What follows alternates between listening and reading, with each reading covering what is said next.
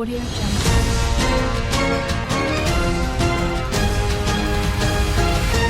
Audio Jungle. Eron Hormuz bo'g'ozi ochilganini e'lon qildi. Tramp xursandchiligini yashira olmadi. Lukashenko AQShni fosh qildi. Sizlar haqiqiy diktatorsiz. Bu global mojaroning yangi bosqichimi? Sulh kuchga kirdi, ammo zarbalar davom etadi. Hizbullohga qarshi operatsiya to'xtamaydi. Bu nimani anglatadi?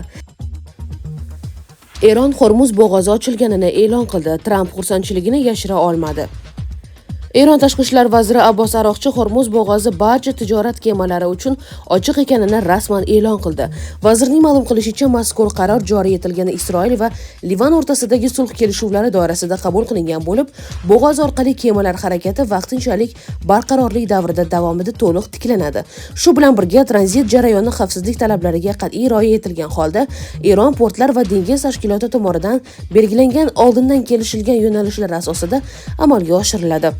Aroqchi o'z bayonotida Hormuz bo'g'ozi mintaqaviy va global savdo uchun strategik ahamiyatga ega ekanini ta'kidlab, kemalar harakati bo'yicha qarorlar xavfsizlik, barqarorlik va xalqaro majburiyatlar inobatga olingan holda qabul qilinayotganini bildirgan. Ma'lumotlarga ko'ra, so'nggi davrda yuzaga kelgan keskinlik sababli bo'g'oz orqali tranzit vaqtincha cheklangan edi. Yangi qaror esa tijorat yuk tashuvlari va energiya resurslari harakatini tiklashga xizmat qilishi kutilmoqda. Shuningdek, rasmiylar kemalar ekipajlari xavfsizligini ta'minlash maqsadida IRGC dengiz kuchlari va dengiz port xizmatlari bilan muvofiqlashtirilgan tartibda harakat qilish zarurligini eslatib o'tgan. Xabar e'lon qilingan jahon bozorida Brent nefti narxi keskin tushib, taxminan 8% ga arzonlashdi va $90 atrofida narx qayd etilgan.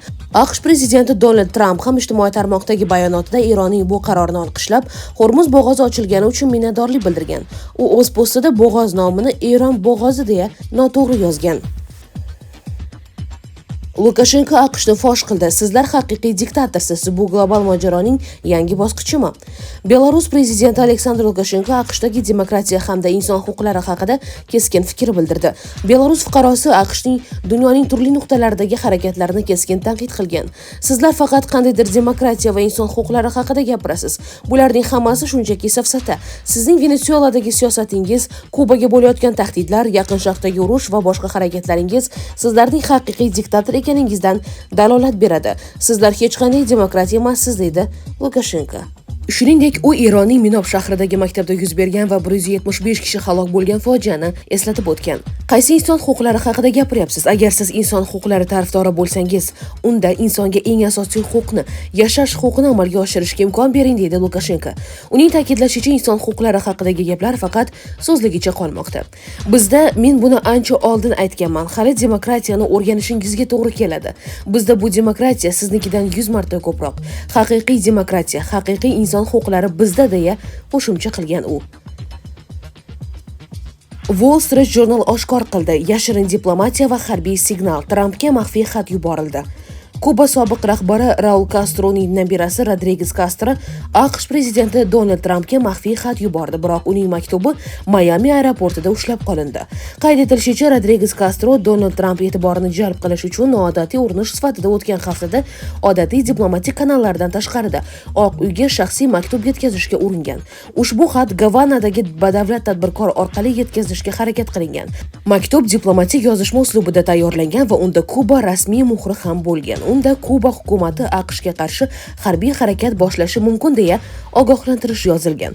Qolaversa, ushbu yashirin xatda Trampga iqtisodiy va investitsion kelishuvlar, shuningdek, sanksiyalarni yumshatish taklif qilingan.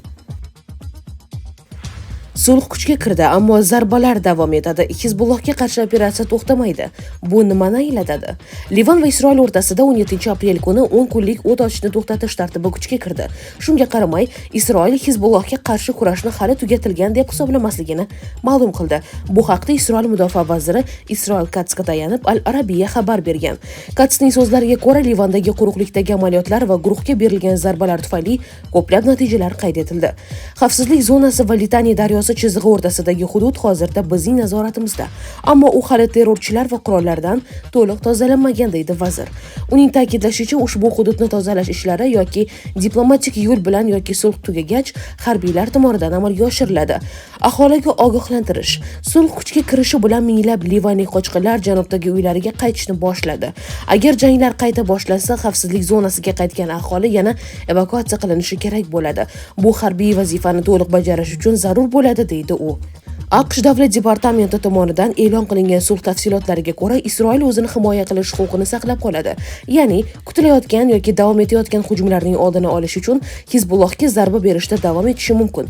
Bundan tashqari, Isroil chegarada o'zi o'rnatgan 10 kilometrlik xavfsizlik zonasini saqlab turadi. Isroil Katsning aytishicha, bu zonada aholi yashamaydi va u yerda terrorchilar infratuzilmasini, jumladan bazaga aylangan qishloqlardagi uylarni vayron qilish davom etadi. Sulh shartlariga ko'ra, Livan hukumati xalqaro hamjamiyat ko'magida Hizbullohning Isroilga hujum qilishiga yo'l qo'ymaslik uchun aniq choralar ko'rishi lozim.